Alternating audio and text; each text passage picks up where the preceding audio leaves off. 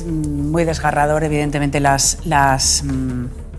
esta concentración de la madre de Gabriel. Le hemos pedido a nuestro abogado de cabecera, Manuel Hernández, bienvenido, Manuel, de Vilches Abogados, que nos ayude un poco a conocer cuál es la parte legal de todo este caso, o sea, los derechos al olvido, si realmente los padres o los allegados a las historias que se cuentan tienen derecho a pedir lo que está reclamando la madre de Gabriel.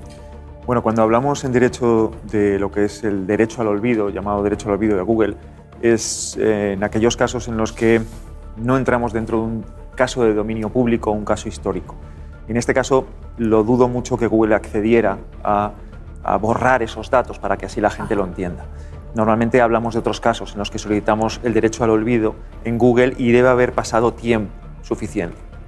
Pero aquí no creo que esté el problema, y para que lo entendamos y sobre todo centrar el debate voy a intentar que quien nos está escuchando entienda la justaposición natural de dos derechos fundamentales. Uno es el derecho al honor, a la imagen y a la intimidad, y otro es el derecho a la libertad de expresión, a la expresión artística y sobre todo a comunicar y recibir información veraz. Eso en sí ha habido muchas sentencias, pero por ejemplo una sentencia del Tribunal Constitucional del 82 habla que esos son ese artículo es el pilar de una sociedad seria y democrática.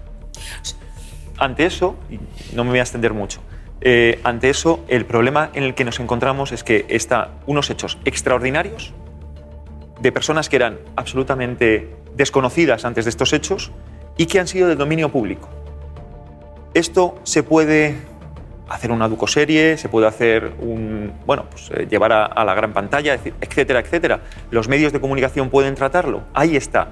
Y para eso tenemos que hablar de los límites. ¿Cuáles son los límites? Los límites son unos límites que atenten efectivamente sobre la intimidad, el honor y la propia imagen, es decir, lo que se llaman los derechos de la intromisión ilegítima, como por ejemplo ha habido muchas sentencias, pero una de ellas ha sido el caso de los marqueses de Urquijo, donde en este caso primó el derecho a la o sea, ¿depende de la repercusión del caso? Sí. Es decir, si es un caso de dominio público, eso es un hecho muy notorio a la hora de tomar. O sea, ¿podemos llegar a pensar que tiene más derecho el espectador que la familia?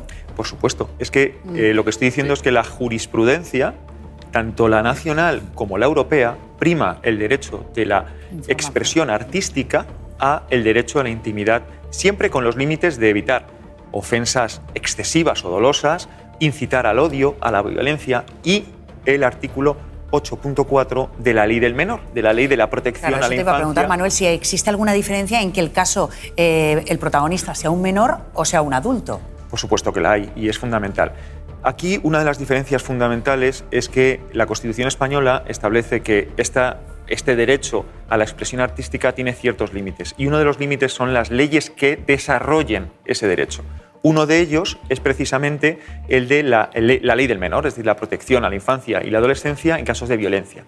Es una ley del 2021, es una ley muy nueva, que además también en este caso lo acompaña una ley de Andalucía también del 2021 y establece que debe haber una colaboración entre la administración pública y los medios de comunicación para evitar imágenes violentas de menores, incluso que se le haya provocado el fallecimiento y que solamente se autorice su difusión en caso de que lo autoricen los padres o los herederos. Entonces, para centrar el debate, aquí lo que tenemos que entender es si eliminamos imágenes violentas, se puede o no se puede realizar esa difusión.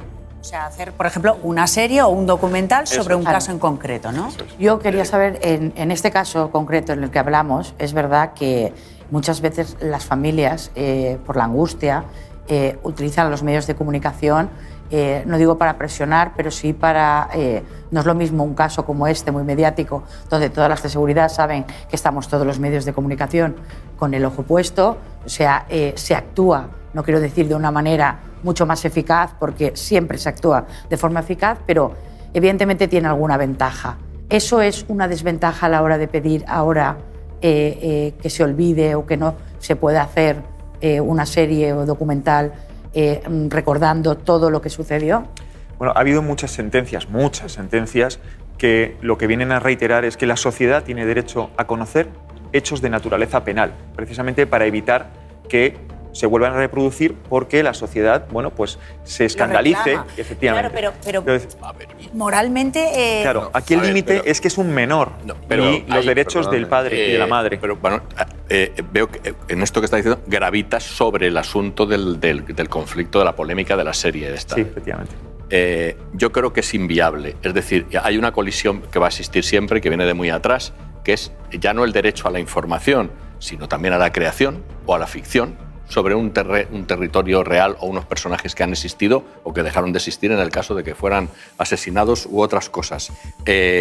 Va a prevalecer siempre la libertad de expresión en este caso. Yo lo siento por esta madre, otras me hago cargo, es escalofriante escucharlas, que vuelvan a revivir lo otro y tal, pero lo acaecido, en general, desde un partido de fútbol a un asesinato, es siempre susceptible de ser recreado en una obra artística, con mayor o menor fortuna. Con ciertos límites, con los límites. Bueno, con es que para mí, si nos pusiéramos incluso a debatir eso, los límites no existirían. Los pondría la ley posteriormente, igual que si yo escribo un artículo y alguien considera que ha sido dañado por alusión, pues me llevaría a los tribunales. Exacto. Pero no se puede poner una preceptiva, una normativa previa a una serie de televisión o a una película, porque entonces no haríamos nunca nada. Nada sobre la vida de Pablo Picasso, nada sobre un asesinato más o menos reciente. A ver, vamos a ver. Nada sobre el Holocausto, ¿no? Claro. Yo es que creo que no hay debate. O sea, evidentemente tú escuchas a la madre de Gabriel y le das la razón. Empatizas. Claro. Bueno, más que darle la razón, empatizas con ella y con su dolor. Es cómplice, pero... Y la entiendes perfectamente que ella no quiera que esto se haga. Pero efectivamente me parece que es inviable si tú más o menos llevas los hechos que ocurrieron de una manera aproximadamente, digo rigurosa, si es un documental, y si es ficción, efectivamente yo creo que ahí no hay demasiados. Pero entonces tiene que haber una supervisión familiar, ¿no? No, pero ¿por qué? No, pero es que... Es que la ley te permite contar directamente con los protagonistas o sin los protagonistas. Pero en el caso de las biografías, en cualquier creatividad de este tipo, cuando afecta a un personaje conocido. Que además sería bastante peligroso aceptar que, pues yo entiendo a la madre y ella te dice no hagas un documental sobre mi hijo, pero sería muy peligroso porque entonces cuando el asesino, cuando el documental se haga y sea el asesino el que te diga no, yo tengo mi derecho al honor, tampoco quiero que lo hagas, entonces no podríamos hacer nada. No se podría contar. No tiene ningún nada. recorrido la madre de Gabriel. Bueno, es que estamos hablando de una ley que es muy novedosa, es del 2021 y no hay ningún tipo de jurisprudencia que hable de nada de esto. Pero yo insisto, donde están los límites, y es donde tenemos que centrar el debate, es si, por ejemplo, la asesina sale en televisión y sale diciendo cualquier tipo de información que sea violenta, injuriosa, incluso que recree de manera violenta algo del menor, puede ser que eso sea un límite. Ahí la ley. Claro, pero es que la madre tendría que... Pero la ley lo que habla es de que debe haber colaboración entre los medios de comunicación y la administración pública. Es decir, que deben de evitar que esto ni siquiera llegue a una retransmisión. Está muy bien saber todos estos términos porque muchas veces hemos escuchado cuando vemos una ficción o una recreación no tiene la autorización de... Bueno, pues esto supone que aunque no sea la autorización sí que se tiene derecho a poder hacerlo. Sí, por terminar. No, simplemente hablaba, por ejemplo, del tema de Asunta, que evidentemente ha sido una serie que se ha visto muchísimo. Está la ficción y luego hay un documental del año 2017, que es en el que yo me centro. En ese documental del año 17, por ejemplo, aparecen imágenes de la propia Guardia Civil donde aparece el cadáver de Asunta. Y esto aparece en ese documental. ¿Esto tiene algún tipo de...? ¿Esto se puede...? Hablo del documental, no hablo de la ficción. Hablo del documental. ¿Esto podrían tener algún problema o no? ¿O simplemente es una imagen policial, es una imagen que existe y se puede meter en un documental? Mira, para contestarte hay que separar dos cosas. Es decir, en el caso Fariña, por ejemplo, que también se judicializó, lo que determinó el juez es que había habido una investigación tan buena que, por tanto, todos los datos que se daban tenían derecho a salir. Poco lo que son los datos, porque eran certeros, los hechos, ¿no? y los nombres, porque eran certeros y veraces y se había hecho de una manera muy profesional. Ahora bien, una imagen violenta como es el cuerpo de un menor sin vida, pues a lo mejor tiene ciertos límites. Vale. Pero los padres, ahí está la ley. Ninguno de ellos, uno porque no y otro porque no lo ha hecho, no acudió a los tribunales para poder limitar esa circunstancia. Pues Manuel Hernández, como siempre, mil gracias por iluminarnos en este tema, que teníamos algunas dudas al respecto.